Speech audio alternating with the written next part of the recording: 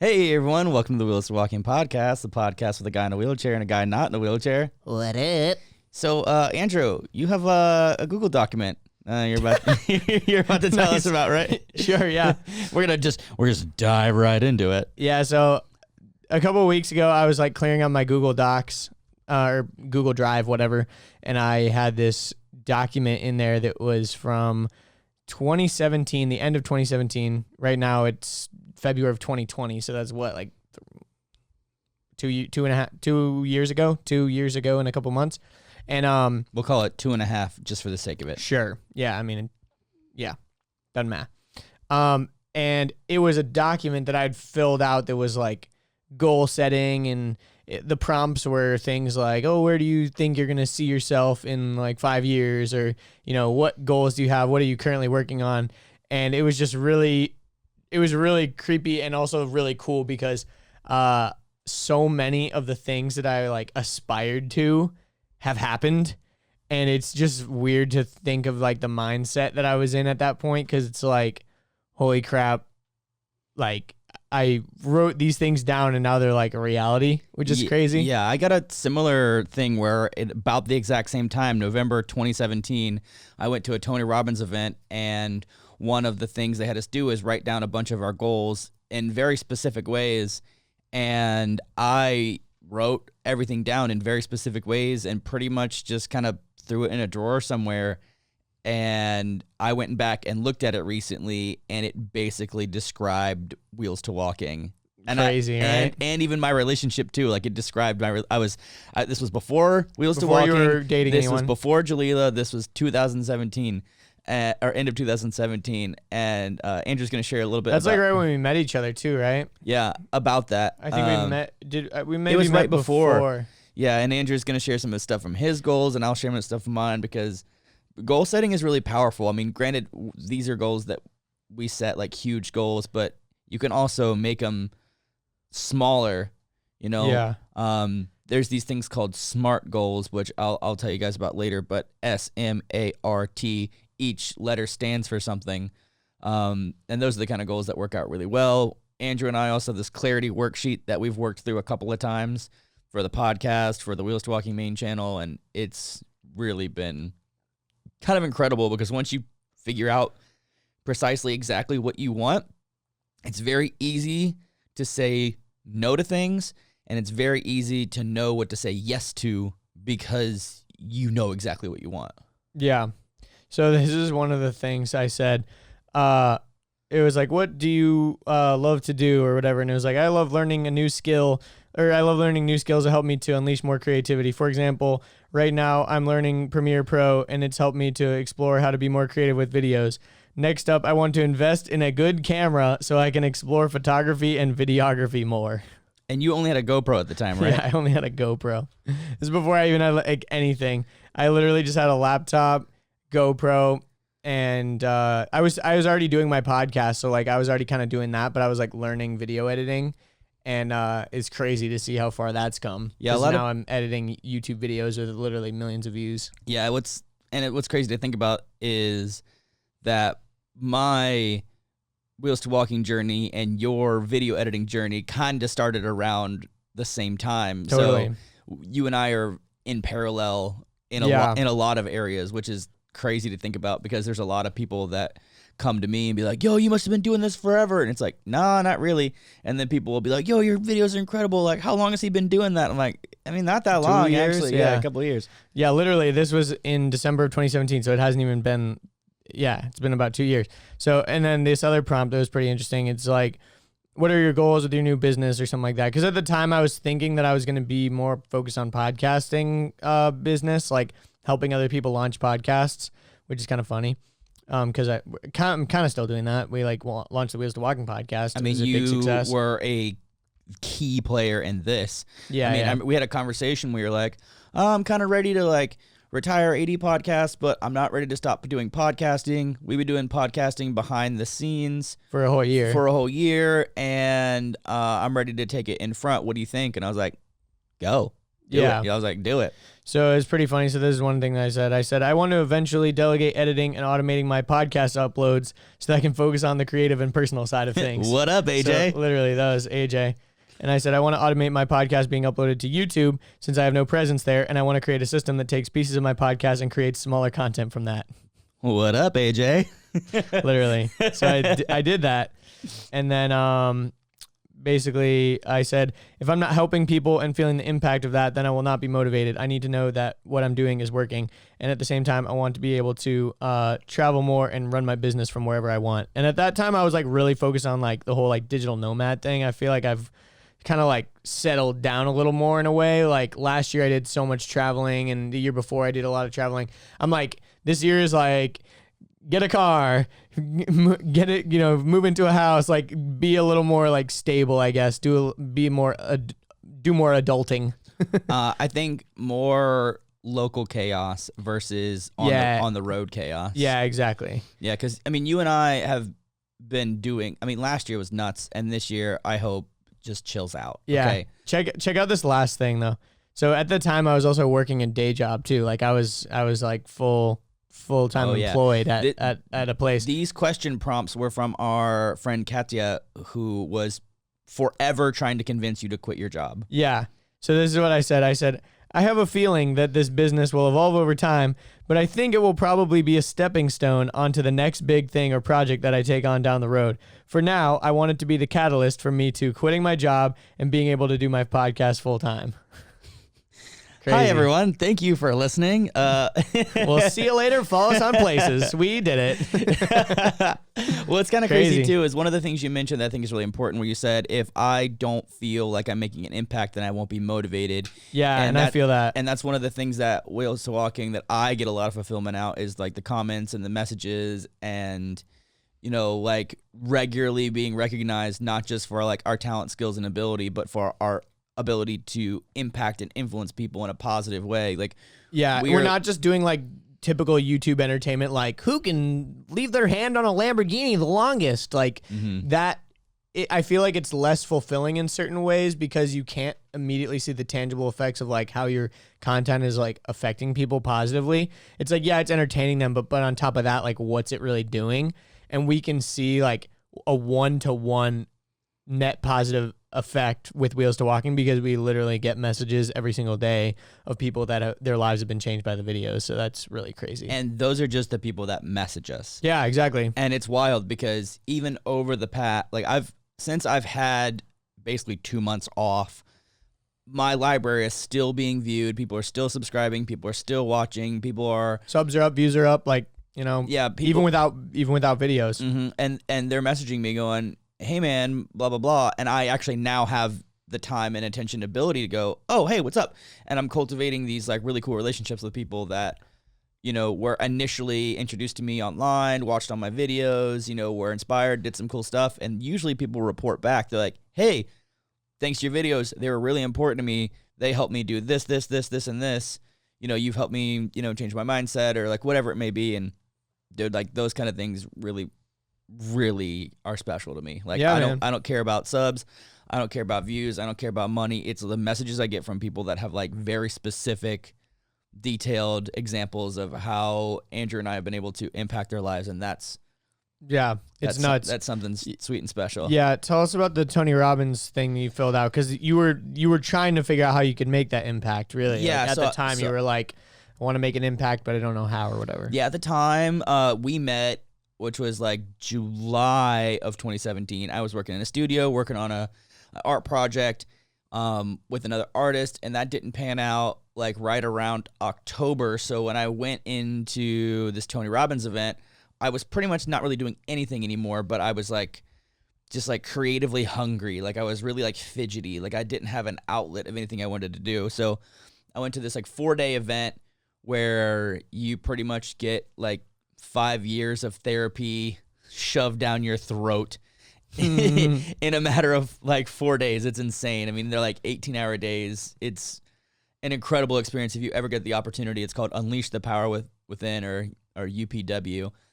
And it's his like introductory seminar or It's pretty expensive, conference isn't or whatever. Yeah, it's pretty expensive, but I'd say it's worth it. Like I think the ticket to get in, the flight to get down there, and the hotel and my food was like probably between $2,000 and $3,000, but it paid itself. How many people off. go? Like a few thousand? Yeah, a few thousand. Yeah. Who else speaks there besides just Tony? There's a few other people that are like his left-hand guy and his right-hand guy. So he speaks 2 out of the 4 days, and like another day one guy speaks, another guy speaks. And I didn't know if there was any like special guests like Oprah or The Rock or some shit. No. It's like his traveling crew. Yeah. I didn't know if it was like that. So here are just a few prompts. I mean, I had a book that was probably 80 pages deep that I filled out every single day. But the first one was, what are you passionate about? And I said, cultivate. Wait, 80 pages in one day?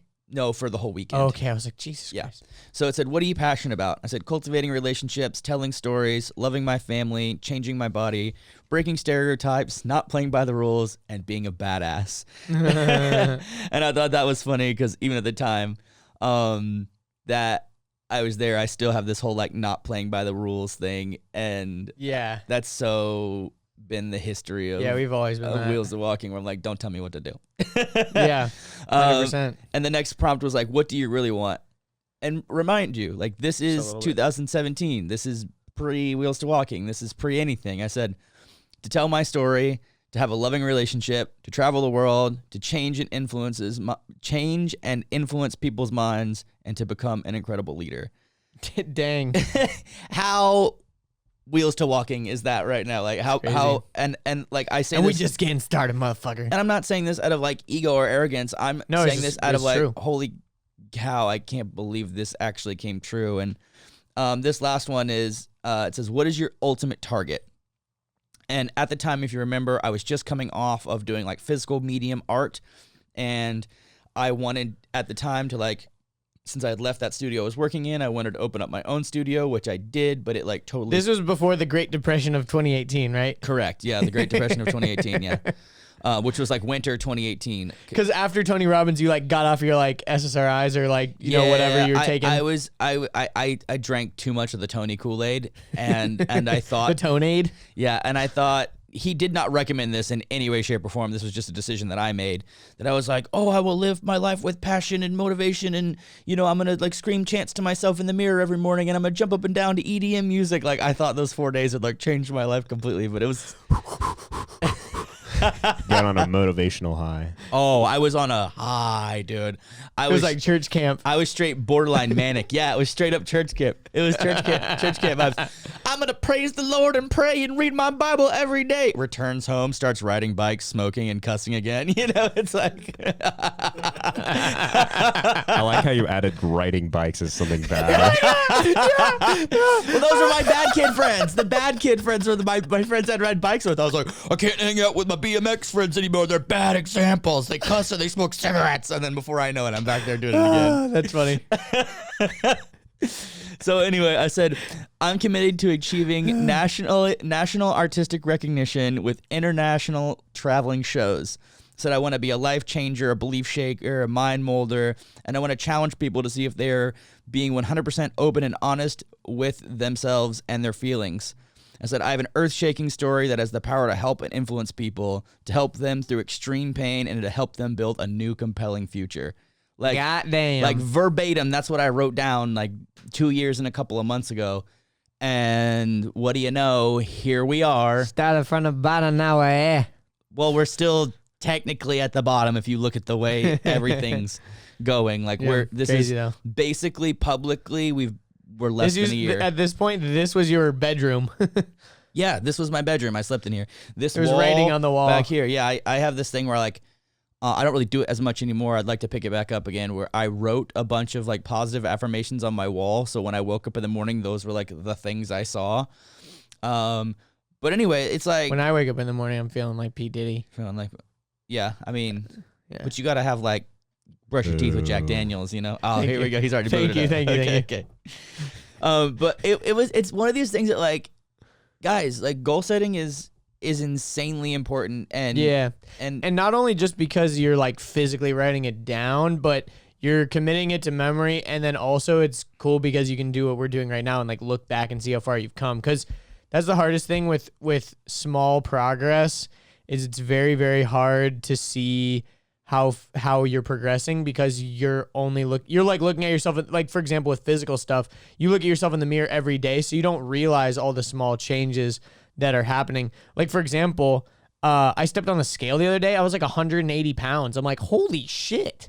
I was like, I put on some weight, but I don't look fat. Like I haven't put on weight in a bad way. I put on weight in a good way. I'm like, Yeah, good damn, for you. dude. Like I've been like killing it in the gym and I've been eating a lot of food. Like that's good. But that's just because it was like the compounding effect of me doing what I knew were like the right things to do, you know? But I wasn't like looking in the mirror every day and being like, because I've learned to get out of that trap. I think that's like a thing for a lot of people to get new into like fitness and stuff. Like every day they're like doing their waist measurements or like, you know, On the scale. you know, looking at themselves. It's like, you know, once you kind of get over that, you get over it. But Yeah, when you wake up and pee and just like examine yourself in the mirror for like 20 minutes, it's like you're only going to see the bad stuff and you're never going to see the good stuff. yeah, for sure. But one of the things that why setting goals is really important, and I'll use this as an example that people will understand. Like, think about the last time you bought like a sick outfit that you had never seen anybody wear before, and then you start seeing everyone wearing it. Did everyone start wearing that outfit, or are you just noticing it more? Same thing with a car. You buy a new car. You probably have never seen that car that you bought on the road anywhere, and now you see them everywhere. I noticed it when I started looking at cars. Like if I'm like considering buying cars, like before I got the Mazda 3, I would like always notice them. Whereas before it was just like, oh yeah, there's Mazda 3, but like I wouldn't consciously think about it. Like it was like you don't see very many Mazda 3s on the road, but now I see them like all the time. Everywhere, right? Yeah. So what that is, a part of your brain, it's called the RAC. I forget exactly what it stands for, but it's basically a part of like pattern recognition. I've used this to actually pick out a girlfriend, and you guys might go, I'm sorry, did he just say pick out a girlfriend? Yeah, you go to the girlfriend store, you pick her out, you know. No, but what I did is I You didn't go to the girlfriend store? No, I didn't go to the girlfriend store. Oh, you're fucking up, bro. But I wrote down all the things I didn't want in a relationship, and then I wrote down all the things I did want in a relationship. And then every time I interacted with someone, I ran it through the filter of all the things I wanted and all the things I didn't want. And luckily, I found exactly what I wanted. How many of the things that you wrote down were looks based? None. Not a single thing. Nice. I can actually dig it up here in a second, but I want to talk about what I mentioned earlier, which is the SMART goals, which stands for specific, measurable, attainable, relevant, and time-based.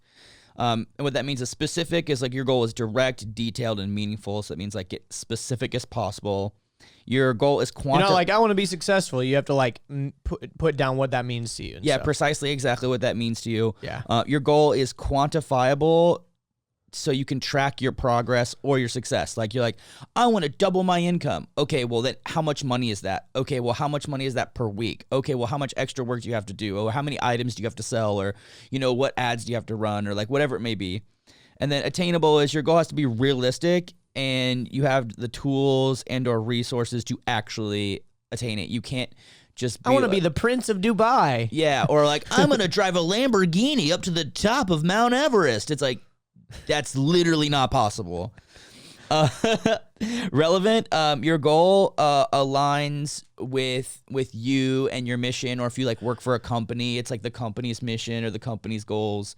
Something that like aligns with your core values, which is like another exercise that I'm not even going to dive into right now, but like figuring out exactly what is the most valuable to you, like your core values, and then time-based.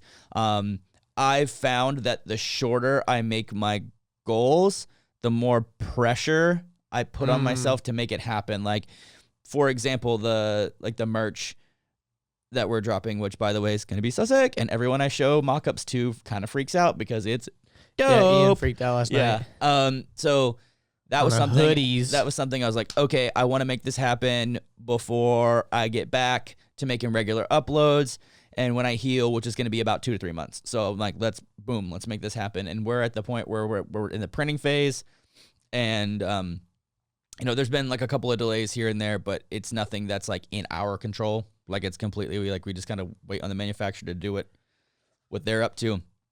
But time-based is real important. And I think if you give yourself a week to do something, that's like 6 days of like making excuses and justifying, why you can't do it. But if you give yourself like a day to do it, you're like, oh, gotta do it today. Yeah, that's kind of what happened with the podcast, honestly. Like when we were doing the AD podcast, it was kind of like we'd record and then it was like, when are we going to put this out? It's like, well, we don't have another one in the tank yet. So like, I don't know. Whenever. Next Monday. And it was like Monday that day. So you have like a whole week. And then it's like, but with this podcast, it's literally just like we record it. We go home, AJ does his thing, we edit it, and we put it out like the next morning. So it's just like we force ourselves, like Thursday's podcast day. It just is, you know? Do podcast on Thursday.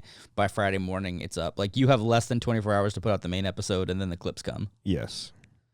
Come. Yeah, pretty much I just clear the whole Thursday schedule. Just podcast. Yeet. Yeah, dude. So, I got this piece of paper in the mailman that the mailman? Where was it? In the mail, dude. The mailman, like it was in his butt crack, and he like turns to you. And I'm so dumb. This next segment, guys, like let me tell you, if you do not live in the US, your brain is going to explode. Like your brain is going to absolutely explode. This is the current state of healthcare in the United States. I was hit by a car. I had a surgery on my leg. And I stayed in the hospital for 6 days, 5 days, 6 something days. like that. I just received my current, the invoice or whatever. My current account balance. This is not a phone number, by the way. $140,583.77. This does not include dollars. 100. $73.77. $140,583,000.77. And that doesn't include my second stay, which was at another hospital for about 8 days. So we'll see what happens there. Let's go through a few of these line items so you guys let's go you guys can lose your mind. Okay.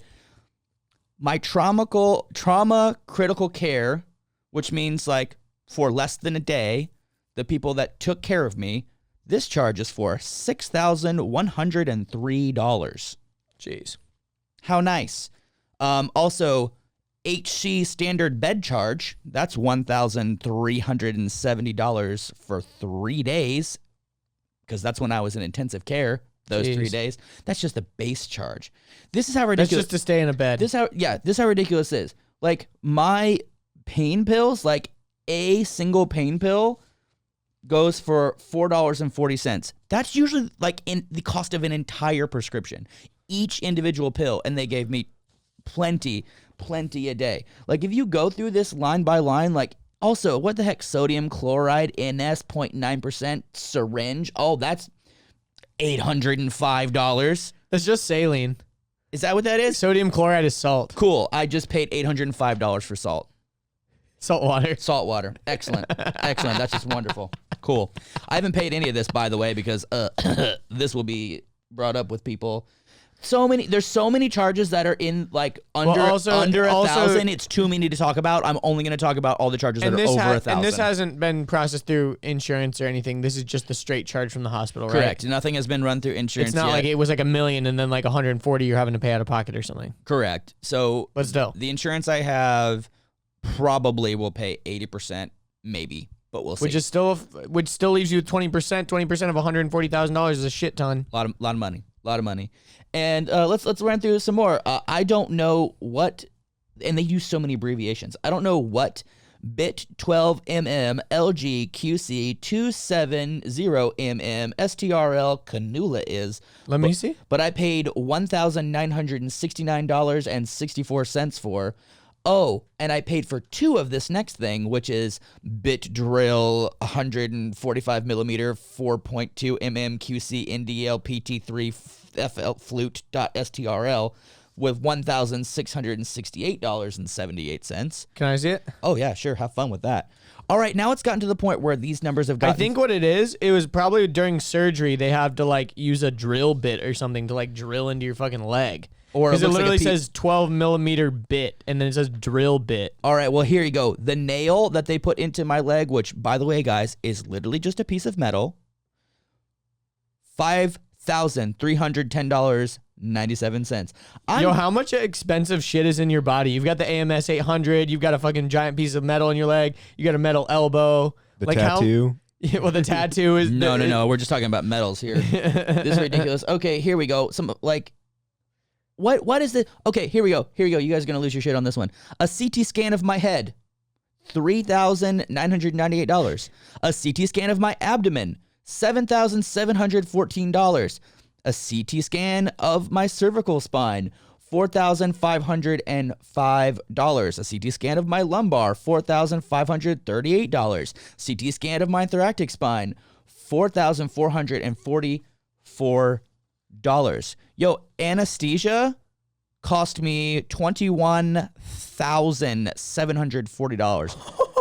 Cool. My trauma team, one small team, $21,496. Oh, here we go. We got an MRI. I like how some of these are dated on Christmas too. It's like Merry Christmas, motherfucker. Cool. Here I got an MRI. $4,718 for an MRI. What the fuck is this? This is insane. This is why, in my personal opinion, Bernie gonna be taking the win, because universal health care is so needed right now. Like it's crazy. And if you look at what's currently happening, like, okay, I think we're gonna talk about this a little bit later, but I think Corona is blown way out of proportion at the moment. But the fact that there is no medical interventions you can do for coronavirus, you pretty much just have to stay at home and suffer. That is a level playing field. It doesn't matter what amount of wealth you have, you will suffer just like a person who's uninsured or underinsured. Yep. It's absolutely chaotic. It would take forever for me to read all this stuff. And it's it's crazy, bro. Some of this stuff, like, okay, here's like when I was in surgery, they were giving me fentanyl. For 0.1 milligram, it's $17.80. And there's like multiple pages dedicated to just how many fentanyl 0.1 milligrams I took. That's insane, dude. Aspirin, acetaminophen, $315. What's Sugamedex? I don't know what Sugamedex. 100 milligram solution is $800. I have no idea what for 100 milligrams of this solution. I have no idea what any of this crap is. You want to look through some of this stuff? Yeah, I want to take a look. I hate. There's so much jargon that you. I like how certain things say basic things. It's literally like HC basic, and it's like $400. Like, oh, that's basic, cool. All right, here's a muscle relaxer, 4 milligrams that I take every night. That's $10.70. You know how much a 90-day supply costs me? $5. And they charge you how much? They charge me $10.70 for every single pill. Jeez. Like, what is this? I'm so mad. I'm so frustrated and so mad. And another... I like how the anesthesia is like, anesthesia time. It says anesthesia time. Like, it's like a fun time. 10 times, what's the number? $6,738 times 10. So that's $60,000 or like $70,000 for your anesthesia. Cool. Thanks. Holy shit. Are Thanks. you sure that it's not a multiplier? Like that's no, it's 10 times that. No way. Mm-hmm. This is what's ridiculous. I'm literally... No, that's not true, because look, that'd be 100 times that. Okay, that is... I think the amount is the total. Either way, but to keep me alive while I'm getting cut open is $16,000. Cool. Yeah, but again, it's kind of like it kind of makes sense, because it's like, yeah, they kept you alive, bro. That's priceless. Like, yeah, you'd pay $16,000 to stay alive. But what happens if you're poor? What happens if you're underinsured? You gonna die. Yep. Cool. Yeah, I mean, it's fucked. It's very fucked. Like, this type of financial hardship ruins people's lives. They will go bankrupt. You know, under student debt is medical debt. The number one reason for bankruptcies, student debt. Second, medical debt. Like, it is absolutely so screwed up around here. And all it is this big... This is what happens. The insurance companies and the pharmaceutical companies and the hospital and the U.S. government are all just banging each other, trying to milk each other for the most amount of money, and the person who gets screwed is the end user. me. Because no you, one's trying to drive prices down. Like, there's no incentive to drive the prices down because there's only the medical incentive companies to drive it up. Exactly, because they're all just in cahoots. Like, the insurance companies end up paying for it anyways. The medical companies can charge whatever they want, and the thing is, they keep going back and forth, just trading money back and forth. And then, like you said, if you don't have insurance or if your insurance doesn't cover everything, you're just screwed. It's literally the pharmaceutical companies, the insurance companies, the medical supply companies, like the chunk of metal that's in my leg. It's not like the nurses are making like stupid crazy money. No, they're making like pretty under $50,000. You're not making a lot as a nurse. No way. You can make decent amount if you're like specialized or whatever. But no, like, not as a nurse. No, you can be a surgeon, like a general surgeon, and out of med school, you're making like $60K. Really? And you have about $300,000 in medical debt. So have fun with that, paying that one off for the rest of your life. Only reason I know this, have a friend over $300,000 in debt, making like 60 to 70K. He had to move. That debt's never going away, bro. He moved to like a dirt cheap state so he could just afford to live. Like this is just chaotic, messed up, man. It drives me nuts. Like a 15-minute conversation at my doctor is $485. Granted, what I pay out of pocket's like $15. But where does that money go? Where does that money come from? Who's getting that? Like, I don't understand how a 15-minute conversation can cost that much money. Yeah. Like, is this person really worth $2,000 an hour? Really? Yeah. I don't get it, man. It's so complicated here, man. And it's one of these things, like, I get it. The U.S. is massive. There's over 300 million of us. There's like 350 million. Like, it's hard. It's difficult. Each state is like the size of a fucking country. Like, I get it. Like, I understand that it's very hard to have like democratic socialist perspectives in a country that was born off of free market capitalism, you know, like at its peak. And it's like, one of the things that I've come to realize by being a person with a disability and like a wheelchair user is like, I didn't realize how like privileged and ignorant I was to everything. Like, I was a white dude who was healthy. You know what I mean? I become a wheelchair user. All right, still a white guy, but now I am in a minority, and I'm also in, what's the other word I'm looking for? A marginalized group. I'm also in a marginalized group. And then now I've got like all these problems with healthcare, and it's like it's like stabbing me, dude. Like I can't escape it. Like I have to live. And now I've got like so much passion because I'm like, what the fuck is all this? And I feel the same way because it's messed up. Like, I think about like all my Hispanic friends that are here under DACA that can't go anywhere because they're gonna get deported. Like, their fear, and then because of DACA, it's not that you would get deported. You just can't come back once you leave. You just can't come back, and it's like this whole crazy thing where it's like, unless you are a part of that group or unless you're part of that minority, I mean, you don't understand what it's like. You literally have no idea. You're blind to it. Like, and kill me for saying this, but I remember when that whole DACA thing happened, at the time, I was pretty racially insensitive to the point where I was like, oh, well, it doesn't affect me, not my problem. Yeah. And I remember my sister, who's probably one of the more like woke people of my family, like ripping me a new butthole. Cause she was like, are you serious? Are you serious right now? And like, we had a great conversation. I remember walking away from that conversation going, damn, I had the privilege to say, out of sight, out of mind, not my problem, because it didn't like quote unquote directly affect me. But once she like started to educate me and inform me, it was like more, that guy at that school function that was like, well, then why'd you move here or whatever? That guy. That was so funny, and everyone turns on him. Go back to Mexico then. He's like, well, then why'd you move here? It's messed up. I was trying to find on this girl's story that I know. She posted something recently, but it's gone now. But it was like this little picture, and it said like, it said like, vote as if, and it basically had all these line items, and it was like, vote as if your brother was disabled, vote as if your sister was a minority, vote as if, you know, your dad was going to be deported, vote as if, like, it was basically like, you got to put yourself in these people's shoes because these are like problems that maybe don't affect you, but you never know. And like you said, with disability, knows no boundaries. It doesn't affect race. It doesn't, like, that's the thing. Like, Jesse talks about that. Like, some lady was like bitching her out about parking in some spot or something like that. And it was like, I pray that you never end up like this because I didn't ask for this shit. Yeah, that's one of the things. Disability doesn't discriminate, and addiction doesn't discriminate. Like, the diversity of being a member of a group, like person with disabilities / wheelchair user, whatever you want to call me or call it. Yo, there's every flavor of person from every walk of life. Like, there is no discrimination.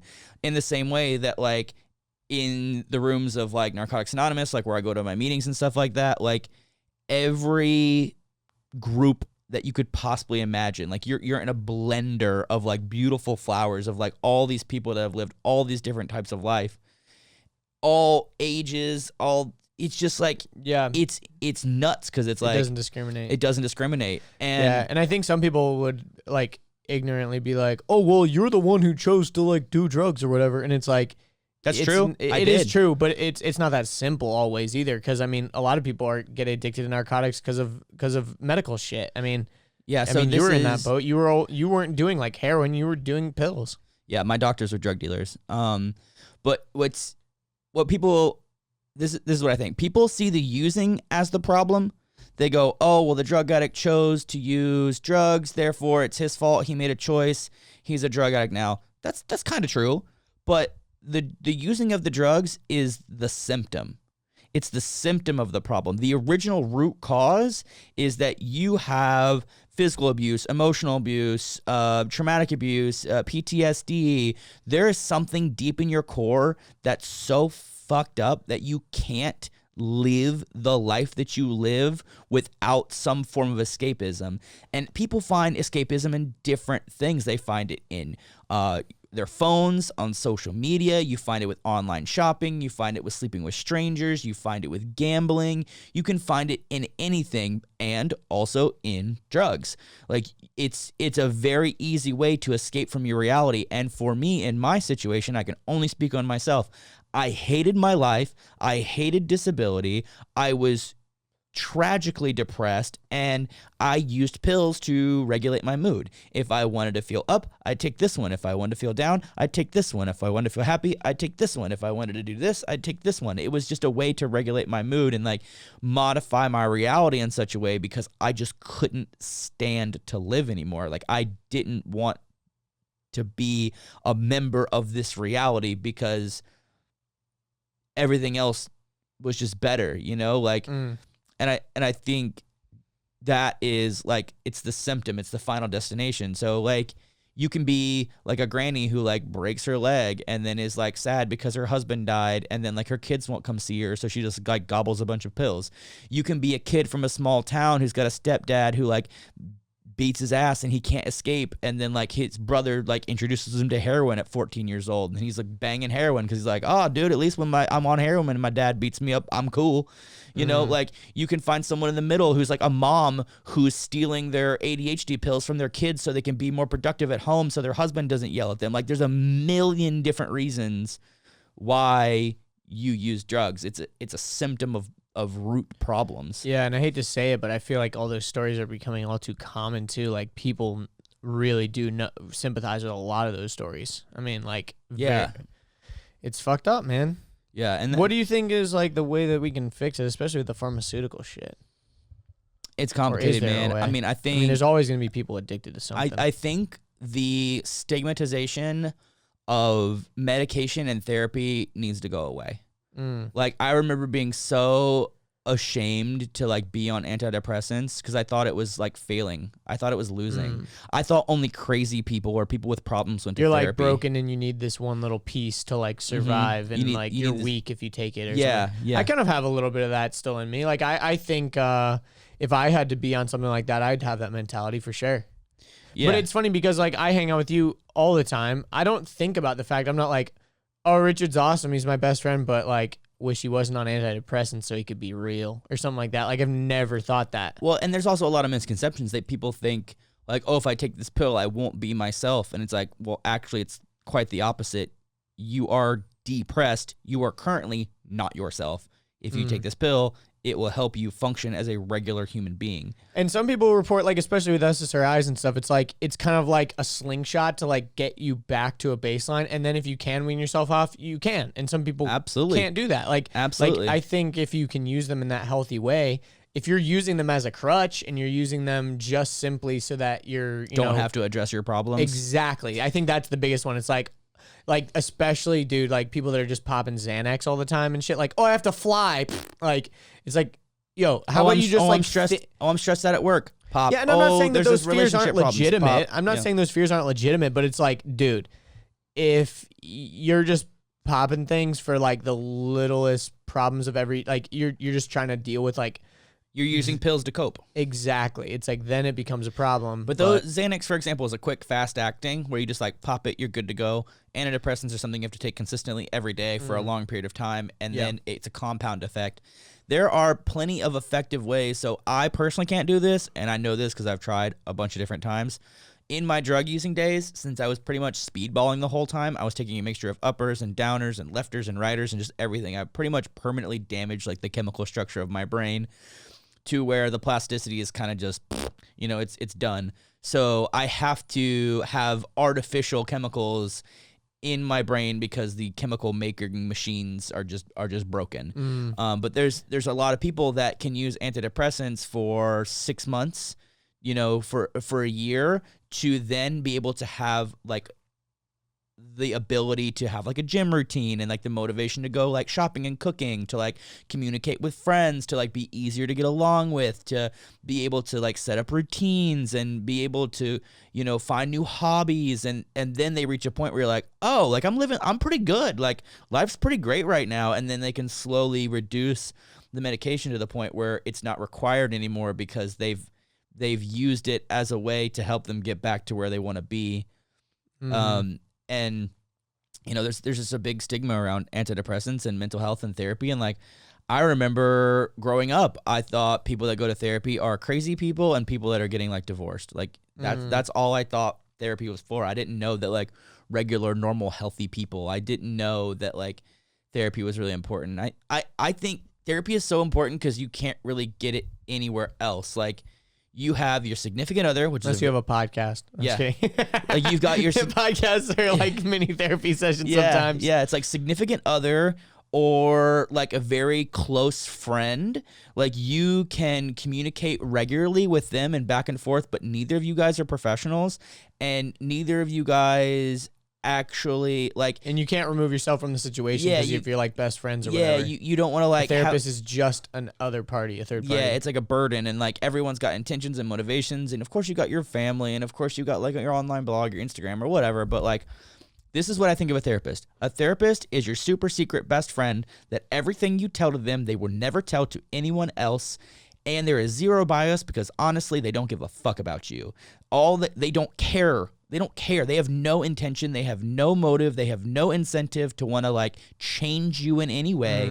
All they want to do is help you understand yourself so that you can change your own behaviors. So you can change your own limiting emotions and factors and beliefs. So you can figure out like, oh, I thought I was having a problem with like managing my food and like, I thought I had a problem, communicating with my family, but it turns out I actually hate myself because I made a decision when I was younger and I don't like it. So I have to learn how to forgive myself in order to be able to do that. Like you go down to these like deep root causes, and like you can't do that with a best friend. You can't do that with a husband or a wife or a girlfriend because that's asking a lot. That is asking a lot. And then it can put like a damper on the relationship. Like I know I've had experiences where like there was people I hung out with, and every time I hung out with them, they were just like throwing up all their problems on me. And it's like, hey bro, I love you, but I'm not your therapist. Like go find someone else. Like I want to be friends with you. I don't want to like listen to your woes and give you advice all the time. Like that's exhausting. Yeah, for sure. But like, I think therapy is like something that's it's a sounding board almost. It's very important. I've only gone to therapy a couple of times because when my brother's at boarding school, we did like family therapy, but like there were certain sessions where I was by myself and stuff like that. But I think it's good. Like you said, it's kind of like a sounding board, even just for anybody, even if you're not feeling like you're like struggling or whatever, like even if life's good and stuff. Even when life's good, you still have stresses. I mean, if you're sure. freaking out about a promotion, or you're worried about, making some money, or you're worried about your business expanding, or you're stressed because you're not eating the way that you're normally used to do, and that you're going to the gym less often, or if you're overwhelmed with the idea of like a task you got to do. Like living life is complicated, and especially in today's day and age, it's crazy. And I think if we can just, to the best of our abilities, normalize the use of medications, and I think after therapy, I think therapy step 1, I think medication step 2 to help you with your therapy, because a lot of people leave therapy feeling worse. A lot of people leave therapy shutting down, and then it's not a good situation. Like you have to have a decent base, or a combination of therapy and medicine, and like it gets to the point where no one calls you like a bitch or like a pussy, or like no one like makes fun of you, or like oh, we got fucking Frank over there taking pills and going and talking to that chick every week. fuck him, man. It's like, no, he's probably like one of the most healthy people out there. And also, you don't even have to tell anyone you're doing that. Yeah, exactly. You can keep your medicine a secret. You can keep your therapy a secret. You ain't got to tell nobody. You can tell your family, your girlfriend, your boyfriend. No, you can keep that low key. Like it. Do you think it's not immoral, but like a weird thing if you kept it from your like girlfriend or something, that you were taking like mind altering things or whatever? It's going to be based on so many different circumstances, dude. I personally don't like feeling like I'm being manipulative or lying or sneaky. I'm pretty like open when it comes to stuff like that. But if you are in a situation where you recognize you're the problem and you know that the other person probably isn't going to be supportive of that, then yeah, you can go ahead and like, figure that out. Which is pretty cool. I heard someone explain antidepressants like this. Like they said they went to the doctor, got some antidepressants, went back a month later, and their doctor was like, hey, how's it working? And they're like, I don't think it's working like at all. I mean, everyone else seems to be easier to get along with, but I don't think they're working. And the doctor like busted out laughing and almost fell on the floor. He's like, it's because you're easier to get along with. It's not like, it's funny. But yeah, I think there's this crazy thing where like people are using more and more extreme drugs, younger and younger and younger. They're very, very accessible through the internet or through friends. There's a lot of really like dangerous drugs out there where like I even know people that, I mean, these are like ex-users, they're not currently using, that stopped using heroin because heroin isn't heroin anymore. It's fentanyl, and fentanyl will kill you, because they've had multiple friends like drop dead in a month. They're like, oh, new batch is in town, and like 20 of their using friends just like die. Yeah. And they're like, oh, guess I'm not using that one anymore. And they'll switch over to something else. Like it's crazy. This got on a whole wild bunny trail, but yeah, for sure. Speaking of people dying, coronavirus. My corona. Dun, dun, dun, dun, dun. Yeah, so we've been covering coronavirus quite a bit. I'm so sick of talking about it. We're honestly kind of like sick. So sick of it. I'm so sick of listening about it. Yeah, I'm sick. I think I have coronavirus talking about it, but but it is kind of interesting because actually this morning and yesterday, a couple of really big music festivals canceled, and that's kind of in my wheelhouse, so I thought it'd be interesting to talk about. So yesterday, Ultra Miami got canceled. Which is a very big music festival, and it's actually a really big deal because 2 years ago, Bayfront Park, which is where Ultra has been for years, didn't renew their contract. They didn't renew their contract. The city of Miami said, fuck you guys, and they had to move up to like Fort Lauderdale, and they went to this other place that was terrible because you had to cross this bridge, which was a giant funnel, like a everyone was trying to funnel into this little tiny bridge. It sounds like a dangerous fire hazard. And on the first day, thousands of people had to walk back to their hotels and couldn't get Ubers or anything because it was just so bad and it was congested. It was awful. And hopefully this is not the death of it like Tomorrow World was. Yeah, and that was really bad. And luckily the second and third day... Is it World or Land? Which one happened here in Georgia? World. Okay, yeah, sorry. They can't use Land because it's copyrighted by Disney in America. Oh, yeah. But yeah, so Ultra, the first day last year was bad, but not so bad that like people died or stranded or anything. It was just like bad. But think about it, if you're like ADA or if you were like a wheelchair user, like fuck, dude. Like people literally had to walk like 5 miles. I mean, it wasn't no Firefly Festival. And I can't believe Fire. I said wasn't no firefly. That whole sentence was wrong. That was a very We're gonna bad ignore that. Let's just delete that from your brain. It wasn't Fire Festival, but yeah. So it was bad, but it wasn't like awful. I heard, but it was very spread out. So like if you're trying to go from one stage to the other, like there were certain areas where. Like at Tomorrowland, it's huge. Walking from the furthest stage to the other furthest stage is a really far distance, but at least all the other stages are in between. So you're not just walking for the sake of walking. Ultra at the new place was like that, where you were just walking and there was just long distances where there wasn't even like a stage or anything. It was just like super far away for no reason. Sounds terrible. Yeah, it sounded terrible. And that's another reason why I was kind of like, ugh. But Bayfront renewed their contract. They finally came to their senses, whatever. And they renewed the contract for this year, so it was back in the original location, and now it's canceled because of coronavirus. There's a lot of things getting canceled. I mean, I think about kind of like in my world a little bit. Not really my world because I don't participate, but I'm very interested in and I follow. Like the Arnold Sports Expo got canceled.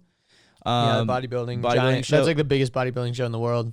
In the U.S. other than the Olympia. It's the second. It's huge, and it's like the expo got canceled, but the bodybuilding show is still on. But no vendors can go. No spectators, no vendors, no nothing. Oh, really? No spectators? It's just people and judges. That's it. It's the bodybuilders and judges. Oh, wow. So they didn't want to fuck over the bodybuilders who've been training for so long. Yep. That makes sense. Yep. And then the Saturday night show, they're allowing like 200 people to come watch. And probably that's like friends and family. And that's like a finalist Wow. group. Yeah. So that got canceled. Also, dude, that would suck if you were participating in that, man.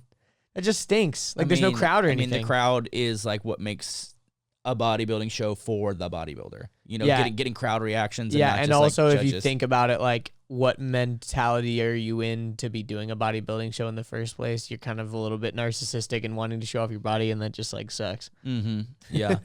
And I think about even getting all spray tanned and shit. No one's gonna see you except for judges. That sucks. Yeah. I'm sorry to anyone. I mean, that really sucks. Yeah, and the same thing though, another world that I'm not really a part of but very interested in is the automotive world, and Geneva. Geneva Motor Show, which is like the biggest international auto show where all these massive companies reveal like their big concepts and like what's being released the next year and like all this crazy stuff. Over the past like 3 years, it has become the biggest and most important car show in the world for sure. Detroit Auto Show for the U.S., for America, is kind of like the one to go to, but internationally, it's Geneva. Like, for sure. Time. I mean, that's where all the cool stuff is. Like, you know, last year, Lamborghini came out with their thing. Koenigsegg dropped I think the Regera. Maybe that was 2 years ago at Geneva. But there's always crazy stuff at Geneva, and and also related to Geneva Motor Show, about 30 minutes away is Tomorrowland Winter as well. So Tomorrowland Winter is a festival in France. So Geneva is like right on the border of Switzerland, and then you drive like 10 minutes and you're in France. And right in that area in the Alps, there's a music festival called Tomorrowland Winter. And last year my brother and I went. It was amazing. It was super fun. You basically you get to ski and snowboard during the day, and then at night there's a giant music festival. So everyone goes, and it's so fun. Like, and while you're skiing on the slopes, there's little stages all over the mountain. So as you're like skiing down the mountain, you can just like chill for a little bit and get some food, grab a drink, and there's like a DJ playing like in the middle of like the most beautiful. It was the most beautiful place I've ever been. Like, it was insane. I loved watching your stories when you were on that trip. It was crazy. It was so nice. Yeah, because I also went to Dubai on that trip. That was sick. But it sucks, dude, because they canceled everything. Corona's canceling everything. They canceled it. So Corona is canceling everything, and it's not like they're like, we're canceling this because of no. It's like the government, the municipalities and like governments are like, no gatherings of people over 100 people, or like no gatherings of people over 1,000 people, or no gatherings, or like no this or no that. Like, the reason the Arnold got canceled is because like the mayor or the governor of Ohio came into Columbus and like consulted with the mayor, and they're like, all right, we can't have this anymore. Yeah. So in the beginning of February, they already started building all the stages and stuff for Tomorrowland Winter. And it said, the French government has decided to cancel this year's edition. Since Saturday, we are in close contact with the French government about the impact of coronavirus. blah, blah, blah, blah. They're taking drastic measures regarding the virus. Therefore, they're enforcing the cancellation of large events, bringing together people from different nationalities on closed festival grounds and event locations. Because Tomorrowland is super international. Like, everyone there is from different countries. Like, you meet people from all over the world. Yes, there's a lot of French people, but also it's such a unique thing that people come from all over the world. Like, last year, I don't even really think I met that many French people. Like, I was meeting people from Australia and New Zealand, lots of people from Germany. Like, it's really, really cool for that reason, but it's also a reason why it's, like, kind of dangerous. But the messed up thing, dude, is they're not refunding everyone's lodging. They're only refunding the ticket price. So if you were going to Tomorrowland Winter, you're going to get the lodging because, like, otherwise you'd be screwed. But apparently, if you call, like they are doing it's not even, it's through Tomorrowland still. Like, they handle it all. Oh, okay. So they sent out this message. They said, hey, so Tomorrowland Winter package will be modified as follows. Your lodging and the ski pass, so your bracelet to get you into the festival also doubles as your ski pass for the whole time. So that will remain valid. You will get a full refund of your festival tickets. And it tells you the prices based on what you got. On top, Tomorrowland is going to offer you the first option to book a package for Tomorrowland Winter next year with a 10% discount, the possibility to buy a ticket for Tomorrowland Belgium 2021, so that's next year's summer Tomorrowland, during a dedicated sales moment. So they're not giving you a discount. They're giving you the opportunity to buy a ticket at full price.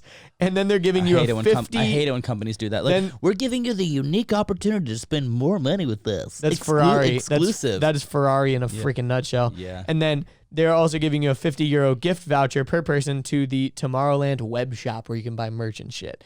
And you have Look to... at my face. Look at my face right now. Seriously. And you have to confirm your attendance and your festival ticket refund before a certain date. But I think the reason why they're doing that is I think a lot of people are like, fuck it. I've already got my plane ticket. I'm still going, and I'm going to ski the whole time. So I think that's why they're doing it that way. And if you do want to refund your lodging, I think you still can. But, like, by default, they are refunding everyone for the festival because it's not happening. I spent money. I took time off. Like, yeah, exactly. I mean...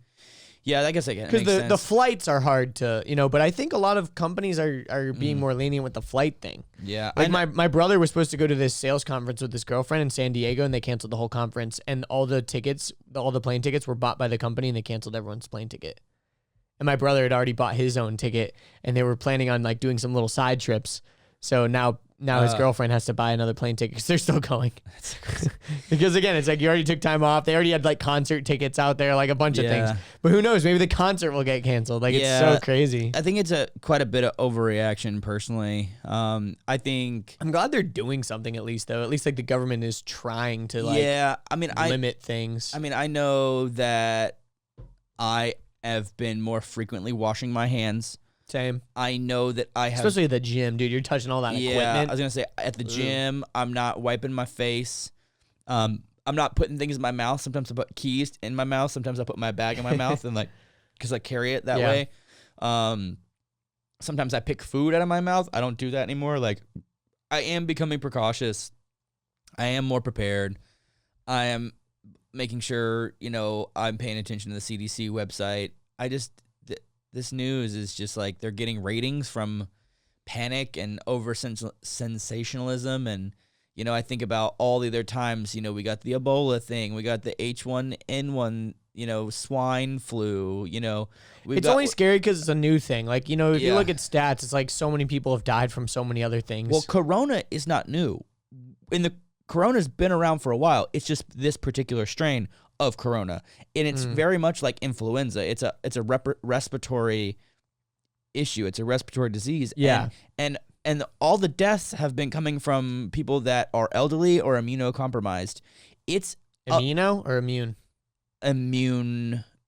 Their immune system is compromised. Thank you. I didn't know the right word to say that. And their immune system is compromised. I was like, their amino acids are compromised. I said immuno, but that's not a right word.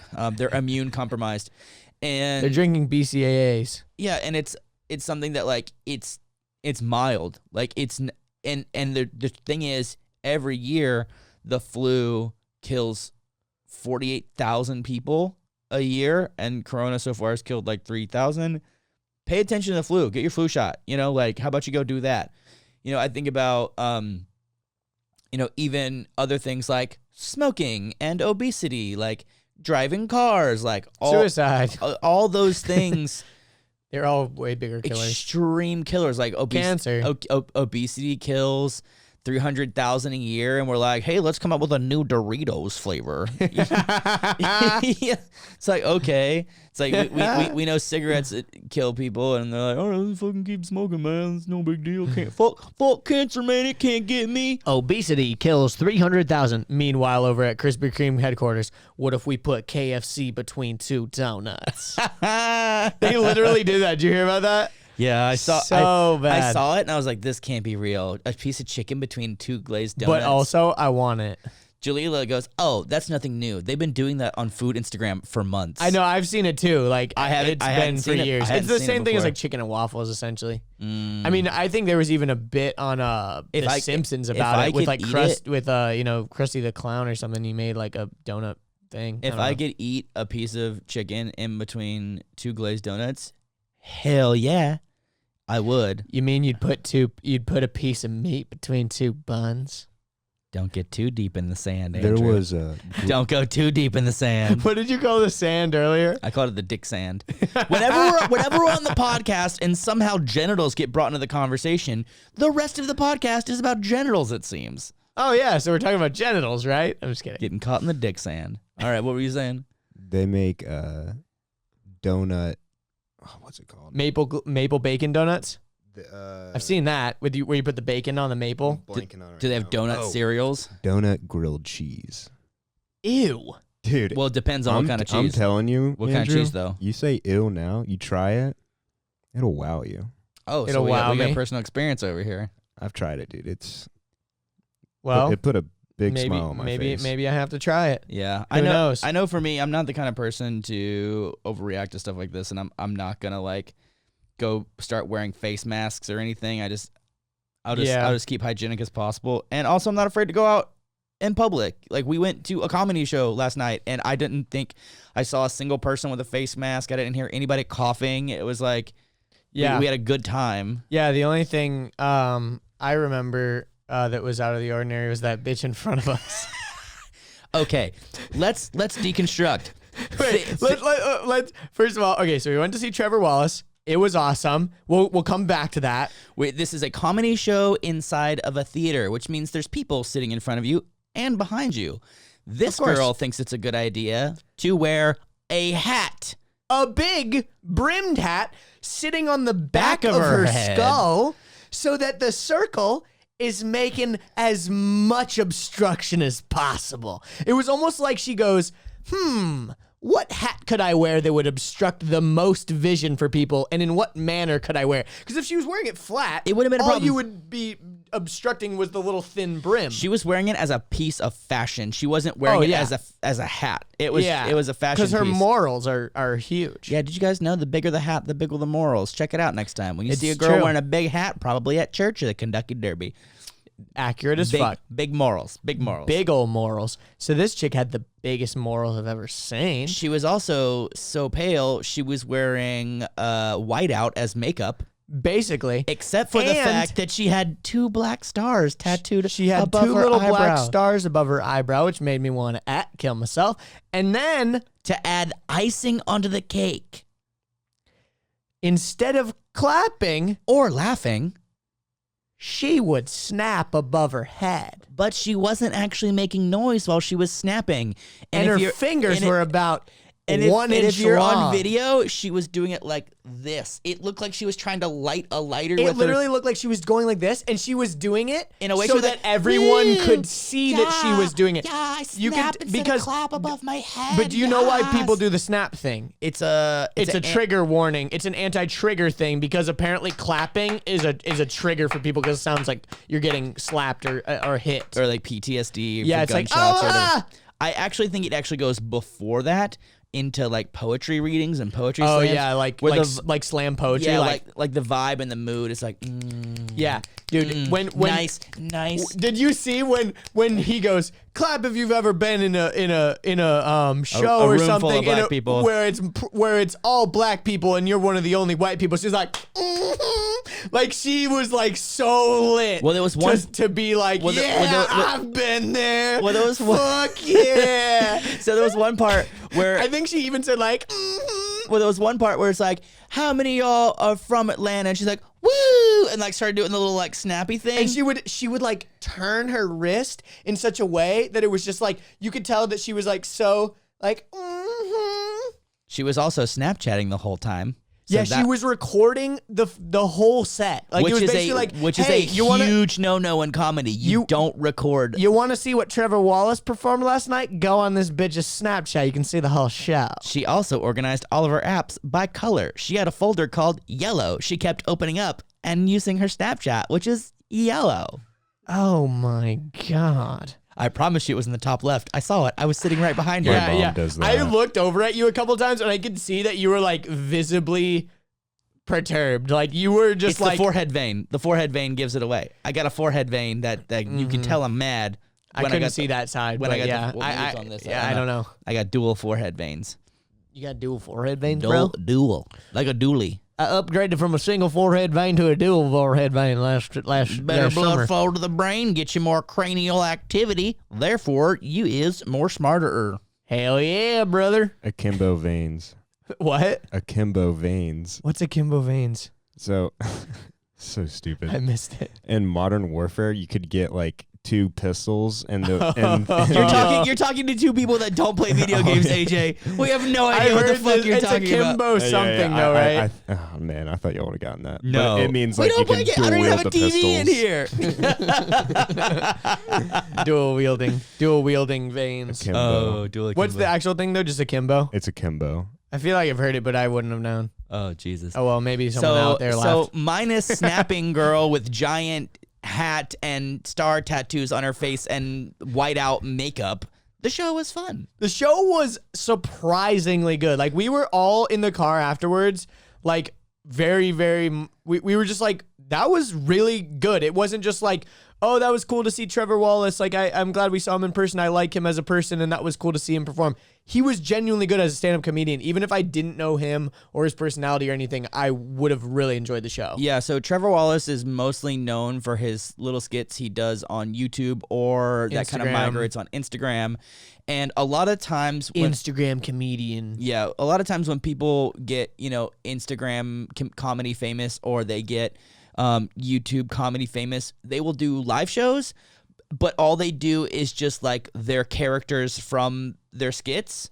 Like they'll just play the characters from their skits. So you're like, oh, I recognized him from the Bang Energy skit. Oh man, that's the guy from the White Claw skit. Yeah.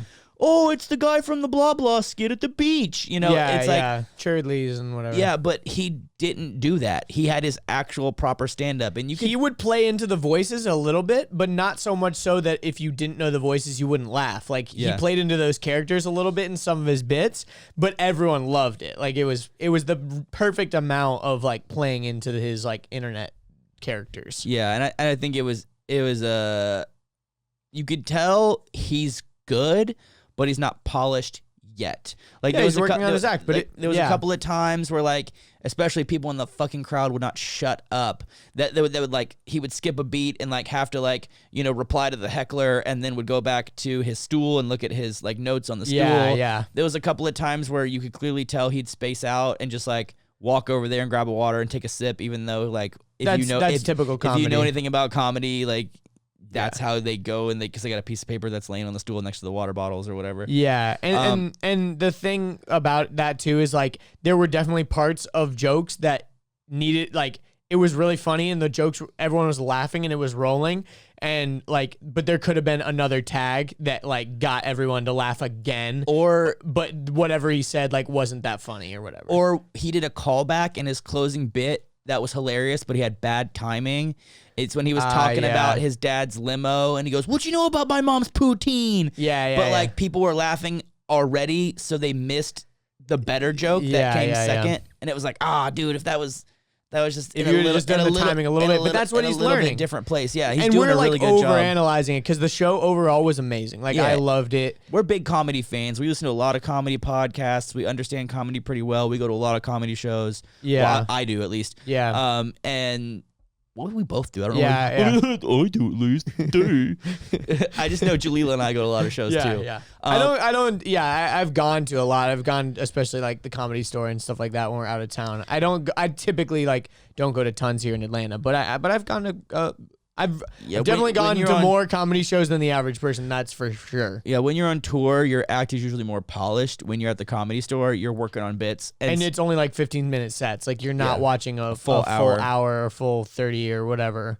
It's typically 10 or 15-minute sets. But I was gonna say, the interesting thing we were kind of talking about afterwards is I think a lot of the people there were there for Trevor, and they hadn't probably ever gone to a stand-up comedy set before. Accurate. So they didn't really know how to act. Like, because I think a lot of internet people type shows, they almost want the crowd to like interact or whatever, so that you know, like, oh my God, it's the guy that I always see, and I'm like the biggest fan. Like, so you almost feel like entitled, or, you know, especially when people are celebrities on your phone, they're like physically smaller, so they feel more like reachable. Like he was kind of talking about how, you know, people will yell at him in like airports and stuff like that, and just yell lines from his like special, from his like. He goes, a lot of people know my face and my skits, but they don't know my name, so they'll just yell things. They'll be like, yo, what up, White Claw? White Claw. I'll be like, it's Bang. Like, yeah, they know him and his face and his lines, but they don't know his name or whatever. But I think, you know, for example, like, you wouldn't run up to Tom Cruise and have that type of reaction. You know what I mean? You'd be like, holy shit, that's Tom Cruise. Run up to Tom Cruise. But he's on the big screen. You know what I mean? Like, it's physically bigger. And I think when you have these like Instagram famous or like internet famous people, they're on your phone. So they're like literally smaller. They feel more like connected. And so people just think they like know you and can run up on you and shit. I mean, we know that exists, or I knew that exists from the very beginning. Yeah, mainly because watching Casey and how he had zero privacy for himself. Yeah. And then eventually his life became very creepy, and he became very affected at his lack of privacy in multiple areas of his life, where even people were like showing up to his daughter's school to like wait for him to show up so they could say hi. Like, it was just creepy. That's just over the line. So for me, it's like, no one knows my physical address. No one knows where specifically I live in Atlanta. They know that I live in Atlanta. No one knows my personal phone number. No one has my personal email. Like, although I do. Yeah, although I'm a very public person, I stay very private on purpose, because I know the internet, and people think that because they spend 2 to 3 hours with you watching videos over a year, that they spend so far, if they've listened to every podcast episode, you've spent 16 hours. And that's just the video podcast. I mean, we have a whole year's worth of other podcasts. I mean, people have spent literally days hanging out with us. Yeah, hours and hours and hours and hours. So they think that there's this like intimacy, there's this bond, and it's like, I'm sorry, dudes. Like, I like you guys a lot. You're my homies, especially if you're a guy who's my age, who does things that I do, who also is a wheelchair user. Like, dope, what up? I'll say hey. But it's a lot of people that it's like, you know so much about me, and I don't even know your name or your face. Like, I might even be DMing with you on the regular, and you might just be like a picture of, you know, like an emoji or something. Like, I literally have no idea. So that's happened to me a few times with like Snapchat stuff, because like for a while I was like really into that, and people would like, especially in the festival EDM kind of world, they'd like run up on me at a concert and be like, yo dude, it's me, or whatever, and I'd be like, oh, what's up, dude? And I had no idea who they were, but they were like homies with me on Snapchat. Yeah, like they'd always message me about my stories or whatever, but like I wouldn't really watch theirs or like whatever. You know what I mean? Yeah, it's very interesting. It totally happens. It's about like, well, it makes it harder because we currently live in the era where, in order to be successful online, you almost have to call your fans friends. You know, it's like, hi friends, let's come to our meetup. You know me personally, you know my life. You know, let me interact with you in the messages and the DMs. And it's like, I think that's cool. I think that intimacy is dope, but it's it's something like, even I've had people reach out to me, it's like, yo, dude, if you ever need to talk about anything, I'm here for you. And it's like, got a girlfriend, got a best friend, got a family. I'm good. Thanks. Yeah. Like, got a therapist. Don't need to chat with a stranger about my life. Don't know who you are. Yeah.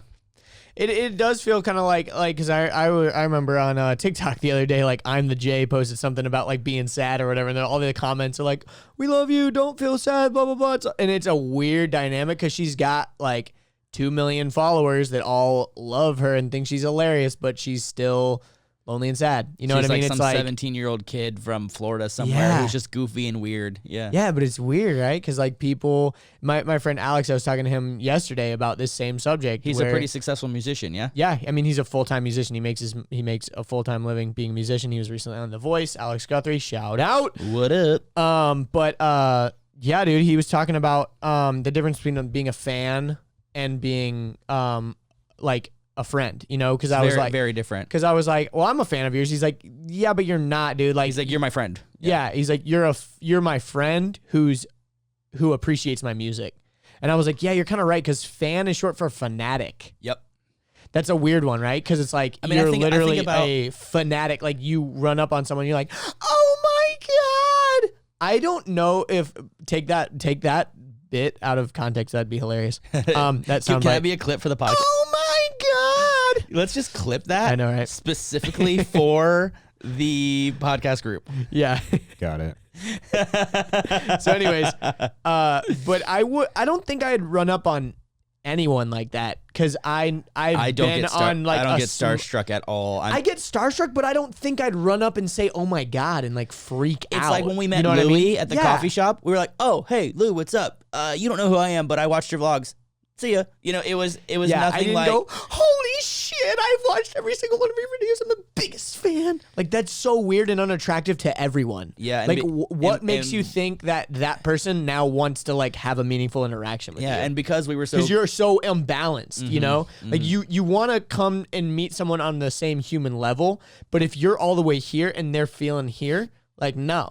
Yeah, I mean, it's like, I think Billie Eilish talks about this a lot, and you know, there's a few other celebrities out there that's like, we're just regular people that just happen to be on camera a lot. Like, you Justin Bieber is a big example of that for sure. It's like, I'm literally just a regular dude. Like, leave me alone. Like, don't go crazy over me. Yeah, like, and also a lot of celebrities and stuff are like low-key weird as shit, you know? Like, they're weirdos. Like, the reason why they got kind of big or whatever is because they were unique, and like, and a lot of people fell in love with weirdness, with the character they played on a show.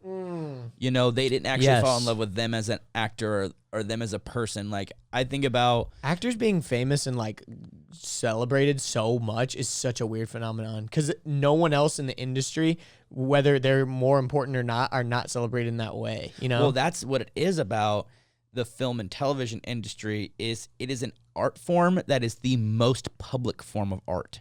It is the most recognizable form of art, and it's a person attached, not the art itself. So therefore, you feel like you have a connection to them, that you know them, you know about them, and it's very strange. Yeah. But I think all in all, like, I talked about it in my notes. Like, I love cultivating a relationship. Like, I love my wheelie boys. Like, I love having. It's got to the point where I've pretty much unfollowed everybody except for other wheelie dudes, like a few wheelie girls, whatever. Like, I just love that online, and when you talk about the difference between a friend and a discrimination, I'm just kidding. Whatever. I think about, you know, you talk about a difference between a friend and a fan. I think a lot of my friends are not my fans, and what I mean by that is, oh, excuse me, I burped at the same time too. They don't listen to every podcast episode. They don't even watch every single one of my videos. They might see something on my Instagram and leave a comment, but we interact in real life.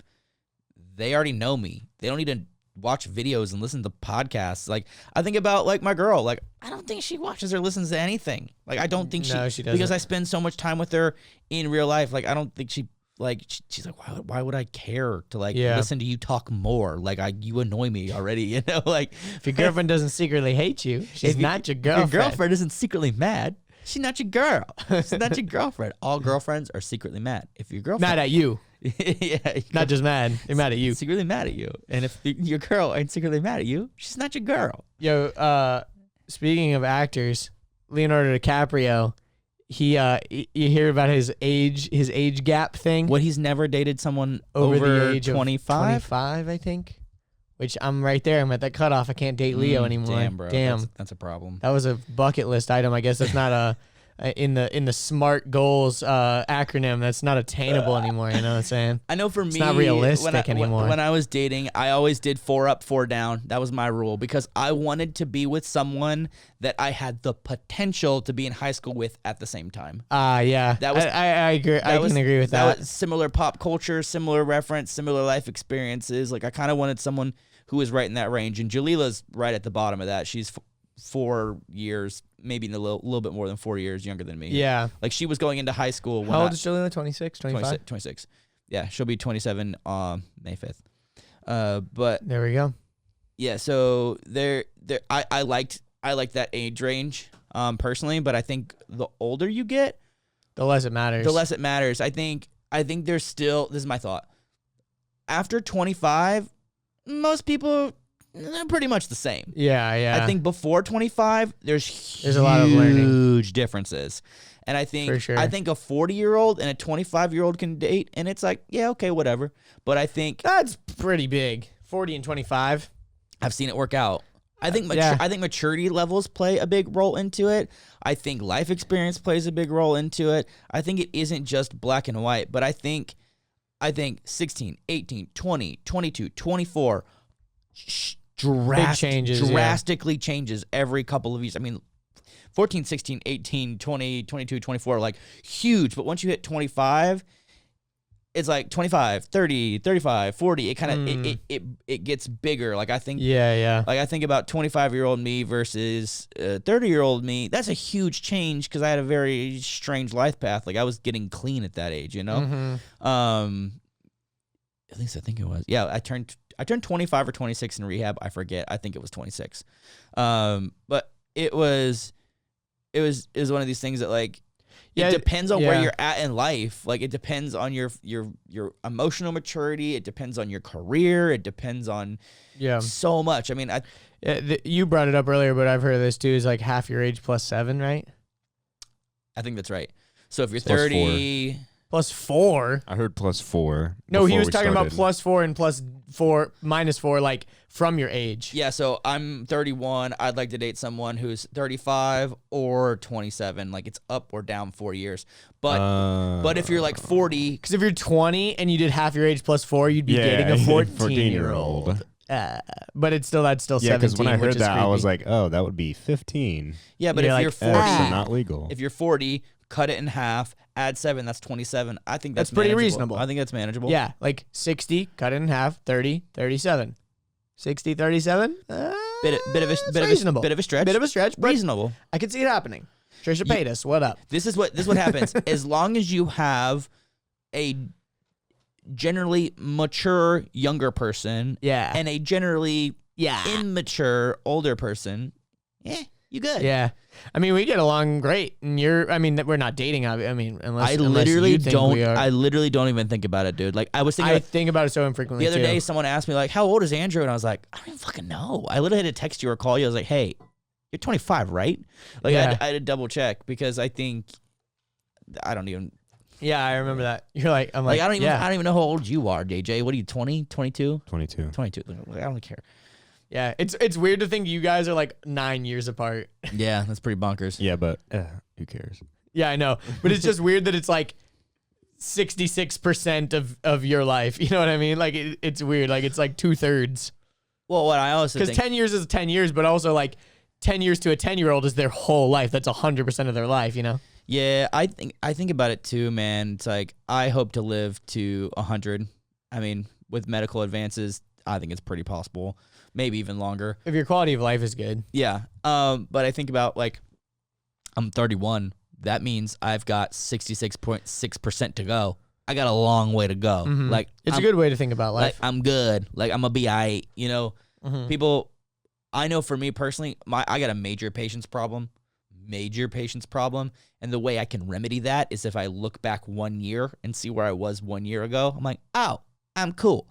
If I look back 6 months ago or 3 months ago, I'm a little fidgety. I'm like, it's not as big as change as I want. But I think about like on a day-by-day basis, like frequently I do not succeed the way I want to every day. Yeah, same.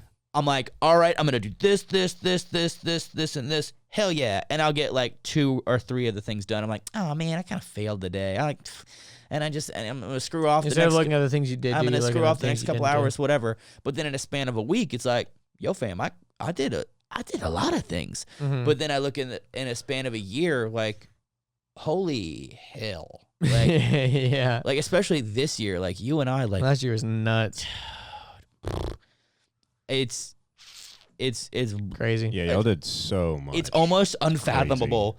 And you know what makes it even Because crazier? it's like the journey of 1,000 miles starts with a single step. You know, it's like you can't get to that without just taking the first step. And I even think what's even more crazy is like if we wanted to, we could go harder. Oh yeah. Like we could Do I want to? no. Will Like, I we think burn about- out? Yes. I think unlimited budget, super comfort, no relationships.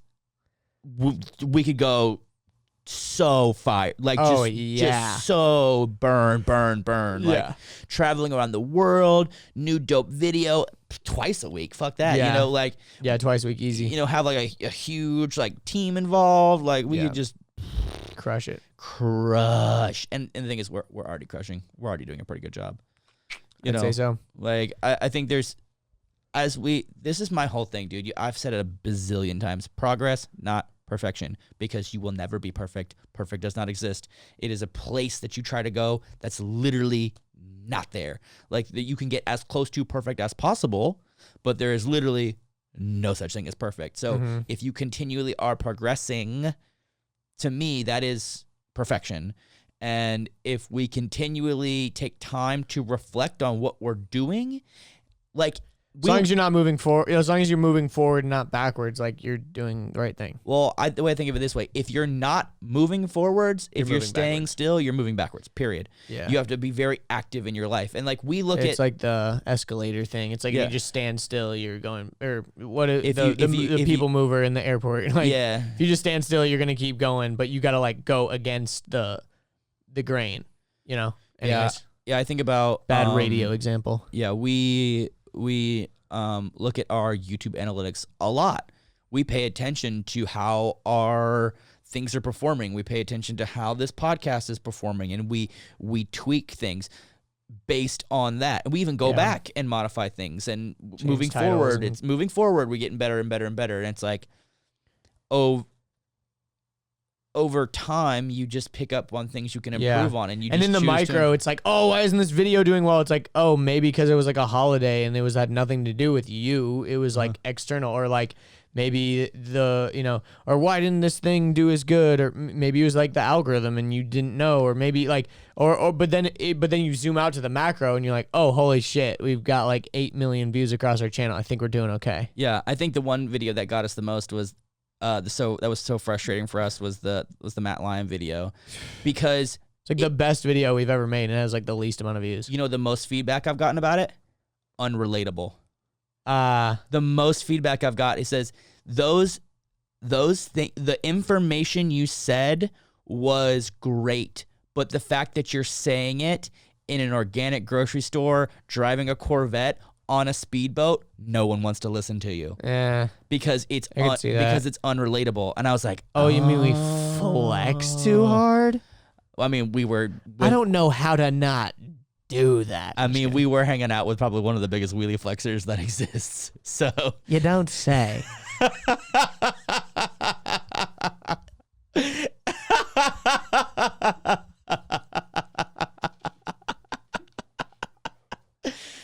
so anyway, Watch the video. That was a good face. Dude, it is, in my opinion, the most underrated and best video. But what I get is the people that have watched it multiple times. Yeah. And the people that loved it also said it was the best video that they'd seen. They're like, Yeah. dude, hands down, my favorite video was that video you did with, the confidence video, or the video you did with the red Corvette, or like everyone's like, dude, I watched that one over and over and over and over again. Yeah. It's a banger. Yeah, it's a good one. But that's just an example. I mean, same thing with like the hunting video. Like that video was so for us.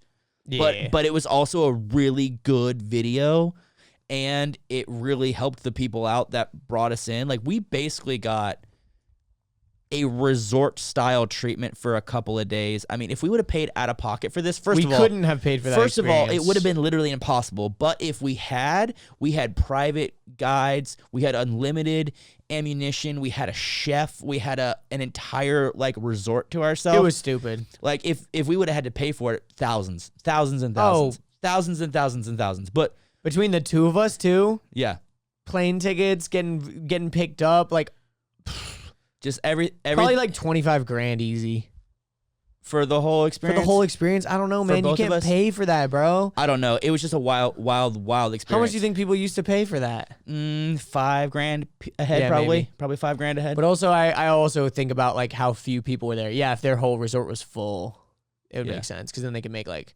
if there was like 100 people there over a weekend, you know, they're making like 500,000 in a weekend. But like there was like 10 of us. But it takes that much money to operate that Yeah, thing. yeah, but yeah, as we for know sure, about for Weston and his uncle and Yeah, yeah. his schemes and how he does it and blah blah blah. But yeah, it was there's a lot of It was fun. I think I'll leave it with this. We didn't cover it, but I'll just leave it with this. I went on a date with a 20-year-old. Bye. Bye. Follow us on places.